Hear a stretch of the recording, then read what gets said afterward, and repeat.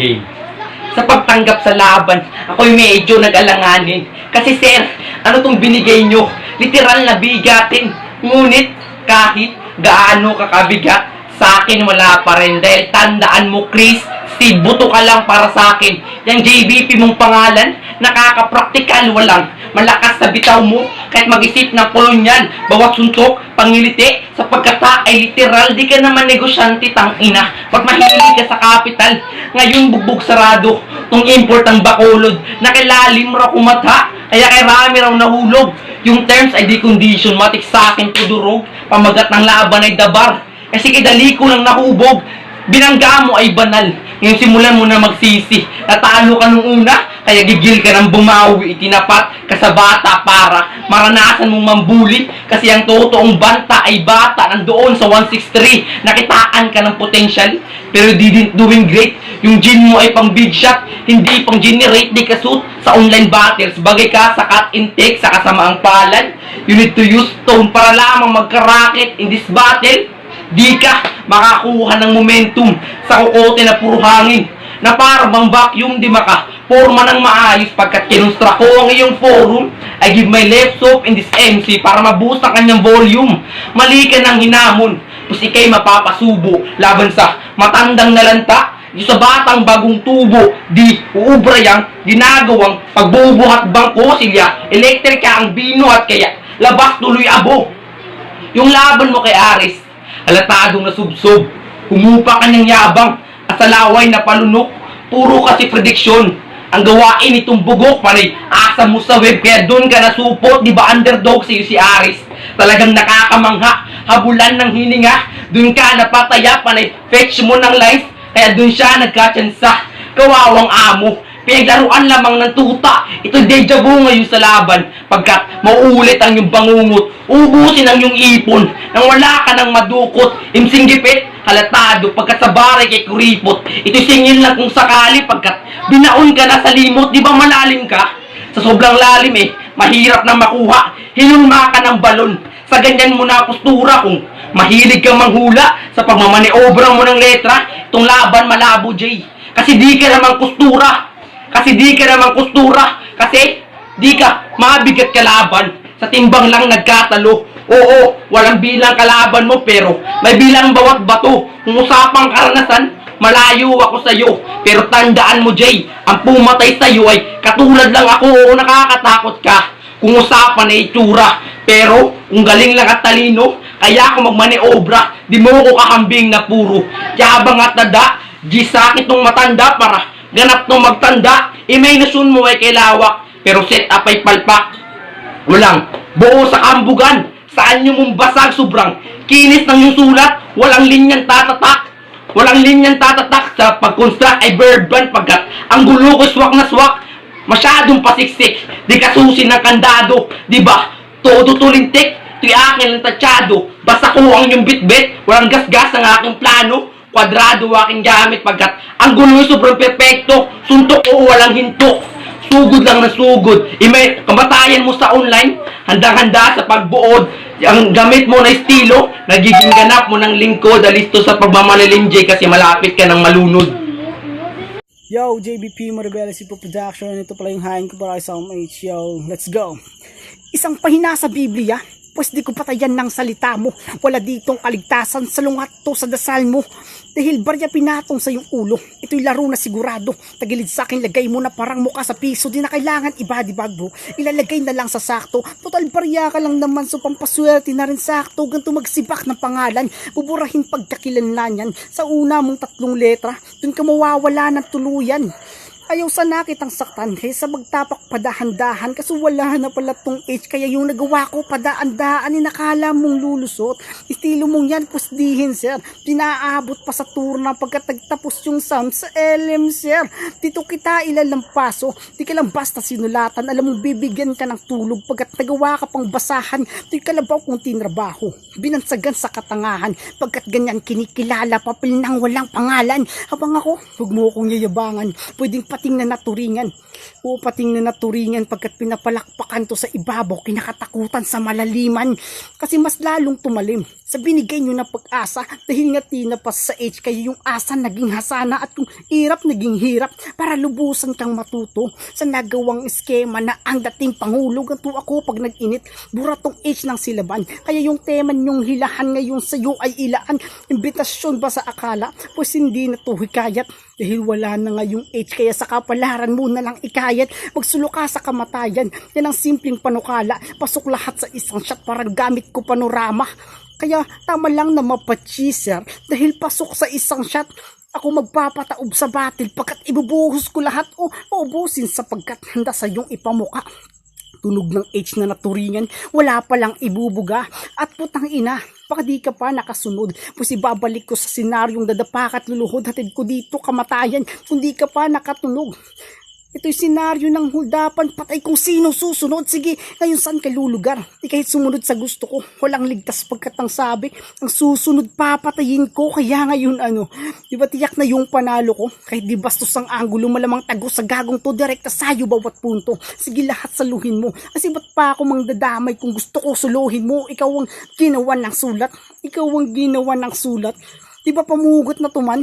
Nagmistulan kang liham dyan pagkat yung ulo hiwalay sa katawan, pero dapat ka pa ngang magpasalamat kung nagawa kang pasiklaban dahil nag-init ako sa sulat nung ikaw ang ginawan. Hilaw pa para sa akin itong hinaing galing Jensen, kaya nga sa akin pinasalang para matiyak na well done. Pag ulamunin panlaman tiyan, hinanda ko sobrang swabe. Kaya matik na success kahit di ko pa tinatae. Walang patunay ang yung husay pagdating sa schema bay. Kasi pagdating sa rhyme, yung matunog ng H walang saysay pinapatay. Ginawang easy ka lang bay.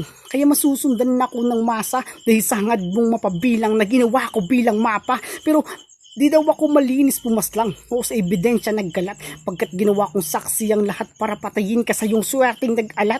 Kaya hindi pa ba sapat? Baka abutin mo mas masaklap kasi kahit itong hari nagpanggap, kahit na tumalikod nakahanap ng katapat. Brr. Yo, what's up? Influence nga pala. Flip Top MC ng Mindanao Division. Ito, husgahan ko na yung laban nila ni GBP kontra kay Salm H. Uunahin ko muna itong si Salm H. Itong batang to, nakita ko sa kanyang performance yung angas, agresibo, palaban. Kaya lang may hinahanap kasi ako na ang gulo na linya niya, na mga pag-construct niya ng linya. Gusto kong marinig sa kanya kaso di ko narinig yun. Pagdating naman sa sulatan, sa pag-construct ng mga bara niya, napakasulit din naman. Yung sinabi niya na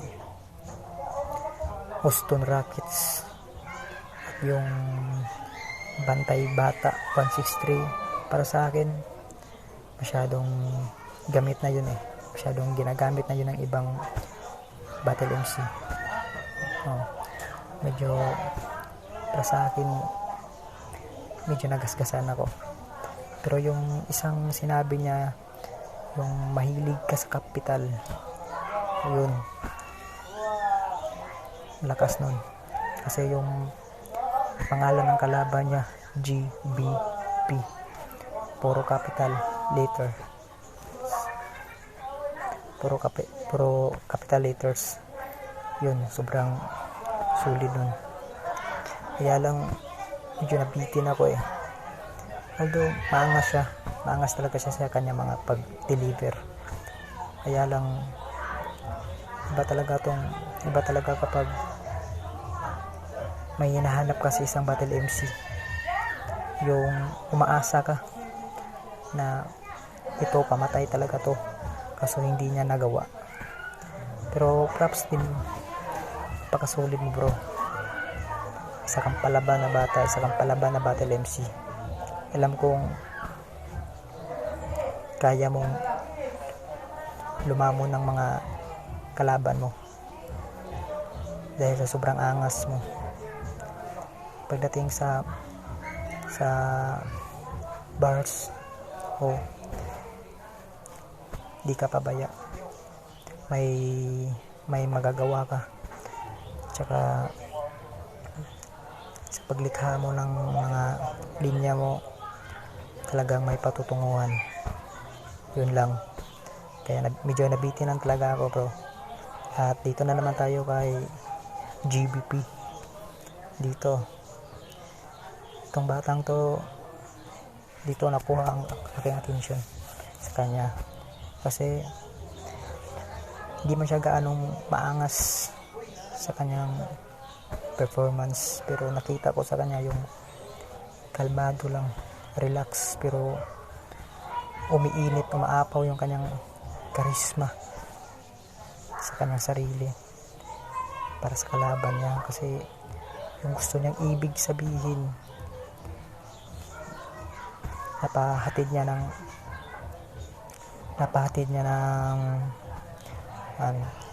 yung naiintindihan talaga ng mga tao o ng mga tagapakinig.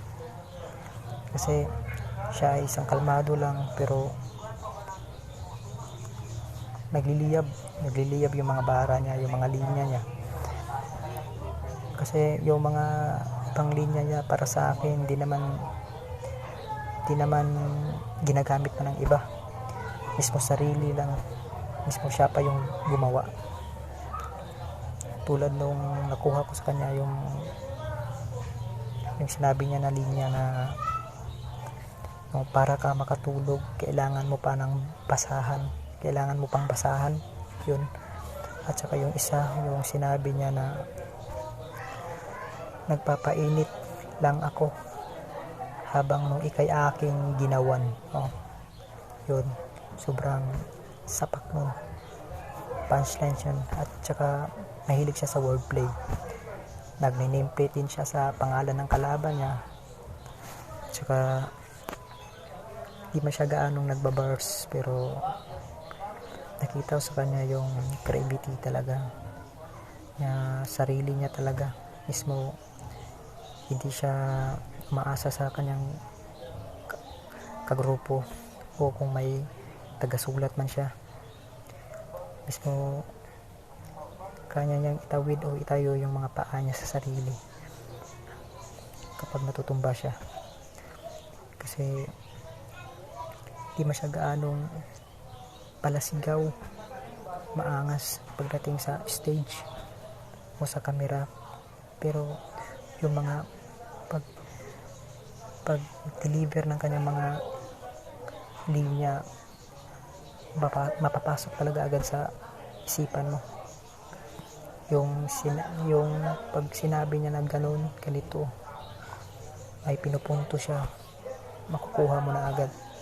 Yun lang ang lumamang sa kanya, kasi hindi siya gumagamit ng ibang mga wordplay ng ibang mga battle MC o mga linya ng ibang para lang kanya i-recycle tapos ibahin pag-deliver. Pero sa kanya, nakita ko talaga sa kanya yung pansariling gawa. Yun.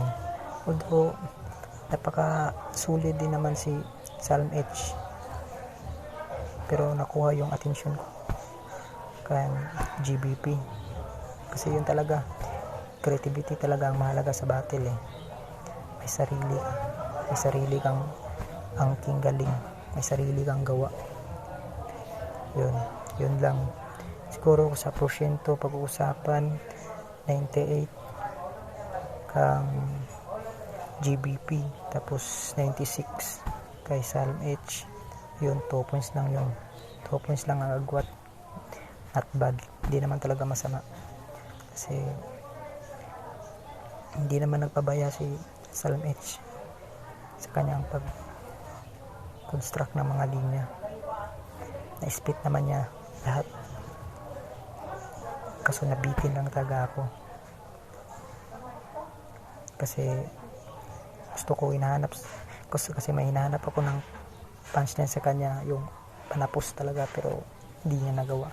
Kaya dito nakita ko kay JBP yung creativity, wordplay. Yun, kaya yung boto ko binigay ko kay JBP. At props din sa'yo, Salmage. Yung magandang hapon, si Flex nga pala ng Bahay Katay Tournament. Para sa akin, panalo si Salm Age kasi mas maganda yung deliver niya, saka mas maraming suntok. Although ganun din naman si yung isa, kaso mayroon siyang mga pilit na bars, ganun para sa akin, tulad nung pinapalakpakan na pating, ganun. Pero si talagang solid si Salm Age saka ang ganda na deliver niya, pang maangas talaga.